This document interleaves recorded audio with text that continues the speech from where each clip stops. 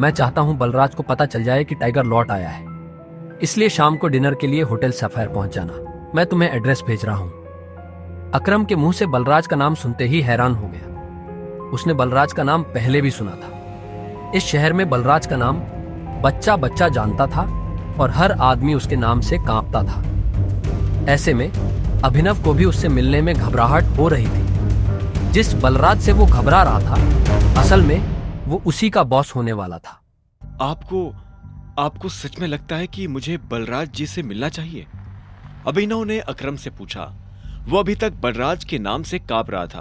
अकरम भी उसकी घबराहट समझ गया था। ऐसे में उसने हंसते हुए कहा, बलराज जी नहीं, सिर्फ बलराज। तुम टाइगर हो यार, और जंगल के सारे जानवर टाइगर के नाम के आगे जी लगाते हैं, लेकिन टाइगर किसी के नाम के आगे जी नहीं लगाता। चलो मिलते हैं शाम को। इतना कहकर अकरम ने फोन रखा और अगले ही पल अभिनव को एड्रेस भेज दिया। शाम को अभिनव होटल सफायर जाने के लिए तैयार होने लगा था। उसने ग्रे कलर की शर्ट और ब्लैक कलर की पैंट्स पहनी थी। अभिनव के पास पहनने के लिए इससे अच्छा और कुछ नहीं था। उसने अपने घर से एक कैब ली और सीधा होटल सफायर पहुंच गया। जैसे उसने होटल को बाहर से देखा तो वो देखता ही रह गया। उसने आज तक इतने बड़े होटल को इतने पास से नहीं देखा था। अकरम ने अभिनव को अपने साथ अंदर आने का इशारा किया। अभिनव अकरम के पीछे चला जा रहा था। उसे महसूस हो रहा था कि बलराज भी अपने भारी भरकम पैरों के साथ अभिनव के पीछे आ रहा था। कुछ देर के बाद वो होटल के एक आलीशान से कमरे के बाहर आ चुके थे। इससे पहले कि वो अंदर जाते, एक चीफ सिक्योरिटी ऑफिसर उनके पास आया और बोला, welcome boss, can I get you something? हाँ, हमारे पास कौन कौन सी लिकर अवेलेबल है उसकी लिस्ट जरा भिजवा दो। Sir if you don't mind, मुझे सारी अवेलेबल लिकर्स के नाम याद है। हमारे पास टकीला है जो 5 लाख की है, वोडका 8 लाख, विस्की 10 लाख और जिन 11 लाख। उस चीफ सिक्योरिटी ऑफिसर ने मुस्कुराते हुए कहा। सारी लिकर्स की कीमतें सुनकर अभिनव के होश उड़ गए। इतने में अकरम ने कहा, आज हमारे यहाँ बहुत खास मेहमान आए हैं, इसलिए जो सबसे महंगी है वो ले आओ और साथ में बाकी चीजें भी लेते आना। अंडरस्टूड सर, उस चीफ सिक्योरिटी ऑफिसर ने कहा और फिर वहां से निकल गया। इतने में अकरम ने बलराज से कहा, मैंने तुम्हें एक बहुत ही जरूरी खबर देने के लिए यहाँ बुलाया है।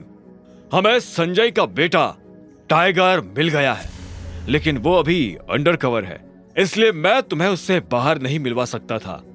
अकरम के इतना कहते ही 2 चीफ सिक्योरिटी ऑफिसर अंदर आए और उन्होंने वाइन और बाकी चीजें टेबल पर रख दी।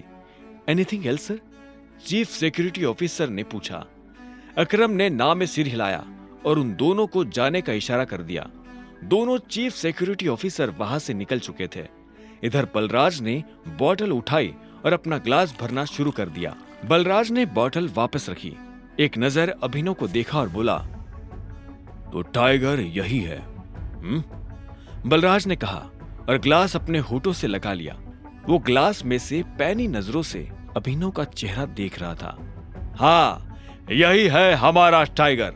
मैं चाहता था कि ये हमारी टीम के बड़े और भारी मेंबर्स से मिले।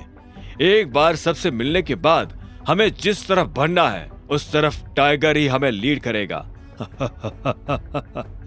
सॉरी अकरम, लेकिन मुझे थोड़ी हंसी आ रही है।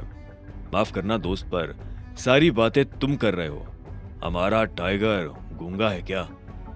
तुम्हें टाइगर के बारे में इस तरह से बात नहीं करनी चाहिए, अकरम ने कहा। यह सुनते ही अभिनव को हंसी आ गई। उसने हंसते हुए एक पल के लिए बलराज को देखा और बोला, मुझे तुम्हारी बोल्डनेस अच्छी लगी। तुम बॉस हो गए, लेकिन भूलो मत कि तुम किसके सामने बैठे हो। मैं टाइगर हूं और मैं गूंगा नहीं हूं। मैं यहां अपनी गद्दी लेने आया हूं। सिर्फ अकरम की शाबाशी से काम नहीं चलेगा प्यारे। मैंने यह एक्सेप्ट नहीं किया कि तुम टाइगर हो।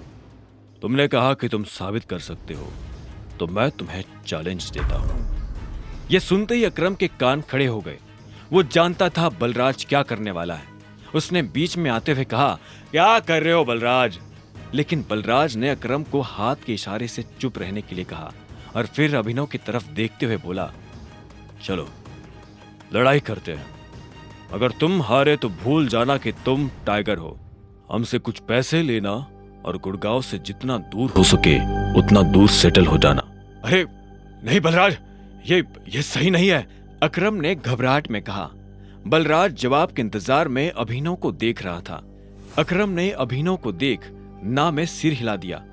अभिनव ने अकरम से नजर हटाई, बलराज को देखा, अपना ग्लास उठाया, एक सांस में सारी शराब गटकी और जोर से ग्लास टेबल पर पटक कर बोला, कब करनी है लड़ाई? यह सुनते ही बलराज के चेहरे पर मुस्कान आ गई। अकरम के होश उड़ गए थे। आगे की कहानी जानने के लिए देखें अगला एपिसोड सिर्फ पॉकेट एफएम के यूट्यूब चैनल पर, और द रिटर्न ऑफ टाइगर के सारे एपिसोड्स को सुनने के लिए डिस्क्रिप्शन में दी लिंक से डाउनलोड करें पॉकेट एफएम ऐप।